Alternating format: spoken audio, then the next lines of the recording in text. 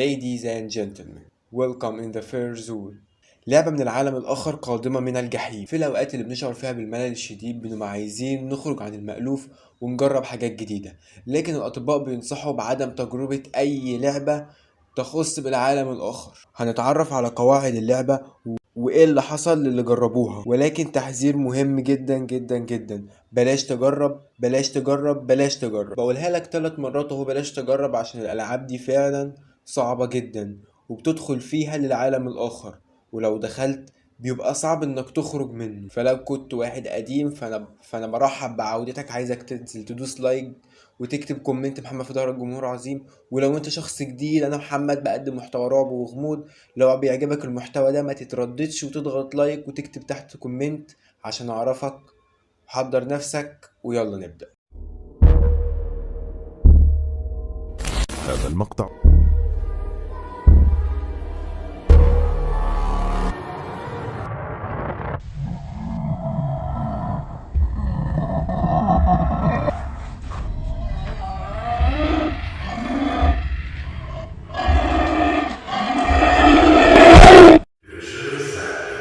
بعد ما أبهرونا الكوريين السنة اللي فاتت بمسلسل لعبة الحبار، قررت أغوص أكتر وأعرف أكتر عنهم. لما دورت لقيت لعبة غريبة جدا بعنوان مصعد العالم الآخر. كان الظهور الأول للعبة في كوريا سنة 2005. دي كانت التجربة الأولى للعبة، ولكن في الغالب اللعبة موجودة من أقدم من كده بكتير. طبعا انت ايه اللي بيدور في مخك دلوقتي؟ انا ازاي هلعب اللعبة دي؟ كل ضحايا اللعبة دي انتقلوا الى العالم الموازي ومحدش عارف بدايته من نهايته. الدخول ليه بيكون بطريقة عجيبة والخروج منه شبه مستحيل. ممكن تخرج منه لكن بشروط معينة، وممكن تفضل سجين مدى الحياة. والشرط الاول هو انك تلعب اللعبة دي لوحدك من غير ما يكون في اي حد معاه. الاول مصعد كهربائي لا يقل عن 10 ادوار. وقت اللعبة مهم جدا. في البداية هتكون الساعة 12 في منتصف الليل، والنهاية بعد صلاة الفجر. بعد دخول الأسانسير هتضغط على الطابق الرابع، ولما توصل عند الطابق الرابع ما ينفعش تفتح الباب، لكن بعد كده اضغط على الطابق التاني وافضل جوه الأسانسير ما تخرجش. ودلوقتي هتستعد للصعود للطابق العاشر وتنزل تاني للطابق الخامس. طبعا انت دلوقتي هتسألني انا ليه اخترت الأرقام دي بالذات وليه لازم انفذها بنفس الترتيب ده. اقول لك ان الارقام دي بالذات اما بتتجمع مع بعض بنفس الترتيب ده بتفتح باب العالم الموازي. وفي بعض الاقوال بتقول ان لما بتتجمع الارقام دي مع بعض بتكون طلسم، وهو ده اللي بيفتح الباب. طبعا بعد ما هيفتح الباب دلوقتي انت عندك فضول شديد جدا انك تعرف هتشوف ايه. بعد الانتهاء من الطلسم الاول هيتفتح الباب وهتدخل فتاة جميلة جدا، والبعض بيقول انها فتاة جميلة والاخر بيقول انها من العالم الموازي. شكلها مرعب جدا ومخيف. وهتركب معاك الاسانسير وهتصعد للدور الخامس.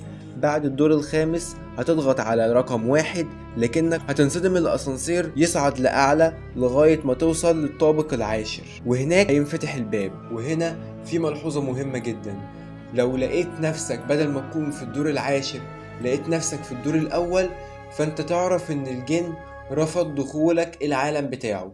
ولازم دلوقتي لازم تخرج من الأسانسير وتخرج من المبنى كله وتجري في خط مستقيم من غير ما تبص وراك أبدا. أما لو لقيت نفسك في الطابق العاشر فبكده يبقى تم قبولك في اللعبة، لكن احذر انك تتكلم مع الفتاة اللي معاك في المصعد. مهما حصل بلاش تتكلم معاها، لانها هتحاول تكلمك، لكن دي خدعة، اوعى ترد عليها. دلوقتي انا صعدت للطابق العاشر وانفتح الباب. يا ترى هشوف ايه؟ لازم تعرف ان العالم الاخر مفهوش اي مصدر للضوء، فلو عملت ناصح ودخلت باي مصدر اضاءة او كشاف فبالتأكيد مش هيشتغل، لان العالم الاخر لا يعرف غير الظلام. باب الاسانسير هو بوابة الدخول وفي نفس الوقت مكانك الوحيد للخروج، فخليك دايما قريب منه. هتبدأ تمشي في المكان المظلم وهتحس إحساس غريب وتشعر بأن في كائنات غريبة بتبصلك من كل مكان، وده طبيعي لأنك في العالم بتاعهم. هتحس بأنفاس بتقرب منك وهتسمع أصوات مرعبة وغريبة. لازم تحافظ على ثباتك الانفعالي واوعى تخاف، ولو حاولت تركز في نقطة معينة لفترة طويلة هتشعر بدوار شديد وصعوبة في التنفس. أكبر مدة مسموح ليك فيها إنك تكون في عالمهم هي ساعة واحدة. لو معرفتش تخرج بعد الساعة هتدخل في دوامة نوم عميق، وهتلاقي أعصابك بتسترخي وإنك مش قادر تقاوم النوم، ولو نمت روحك هتفضل محبوسة مدى الحياة في العالم الآخر ومستحيل تخرج منه مرة تانية. طب دلوقتي أنا دخلت العالم بتاعهم وعايز أخرج، المفروض اعمل ايه؟ اقصى مدة تعرف تخرج بعدها هي نص ساعة. بعد نص ساعة اتوجه للمصعد مرة تانية واكتب نفس الارقام اللي كتبتها في البداية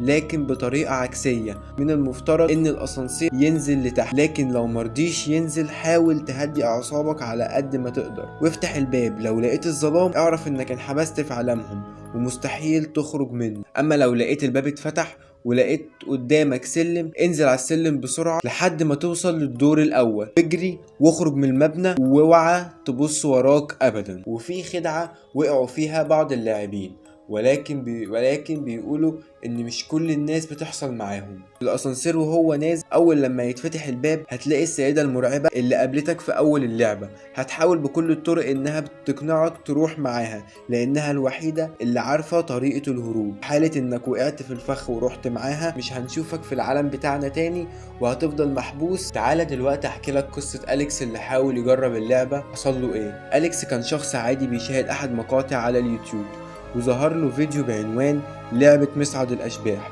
وزي أي شخص فضولي ضغط على الفيديو اللي كان بيشرح اللعبة بالتفصيل. وجاب أليكس ورقة وقلم وبدأ يكتب الطلسم اللي موجود في الفيديو، وبدأ كمان يكتب طريقة اللعب وقرر انه يطبق اللي شافه في الفيديو. وفعلا الساعة 12 في منتصف الليل اتجه أليكس في فندق قديم كان قريب من بيته، وكان فندق متهالك بيتكون من 10 طوابق. ركب الأسانسير وبدأ في الصعود وركبت معاه الفتاة. بيقول أليكس إنها كانت مرعبة جدا ووجه قبيح، كانت نظراتها ليه غريبة خلته يشعر بعدم الأمان. كانت لابسة فستان مقطع وأسنانها كانت مرعبة.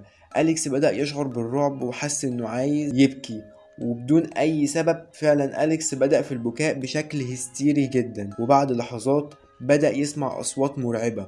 وصل للدور العاشر وفتح الأسانسير وشاف قدامه مخلوقات مرعبة وغريبة، أشخاص أجسامهم بتحترق. ولف وشه ودخل الأسانسير بسرعة لكنه انصدم من شكل الأسانسير اللي كله بقى ملطخ بالدم. من شدة الخوف والرعب بدأ يضغط على كل الأزرار بشكل عشوائي، وكل لما الأسانسير ينزل طابق كانت بتظهر له الفتاة المخيفة وتختفي مرة تانية. أخيرا وصل للدور الأول، نزل وجري وخرج من المبنى وجري لغاية ما وصل لبيته.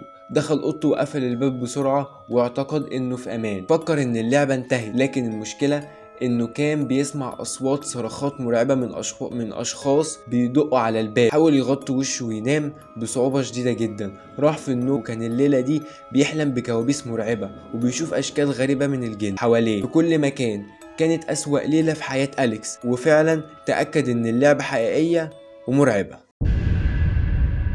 ناس كتير نصحونا وأطباء إن احنا نبعد عن الألعاب المرعبة دي حتى بدافع الفضول، عشان مش هنكون عارفين هي هتودينا على فين. فلو عايز تعرف أكتر عن الألعاب الغريبة ومواقع الدارك ويب هسيب لك فوق في الآي بلاي ليست بتاعت الدارك ويب، أنا فيها فيديوهين لو أنت مشفتهمش روح اتفرج عليهم. وطالما أنت وصلت للنقطة دي يبقى أنت أكيد عجبك الفيديو. اكتب لي تحت في الكومنتات تم للآخر عشان أعرف كم واحد وصل معايا لحد الآخر. خليك في امان عشان اشوفك الفيديو الجاي. تشاو.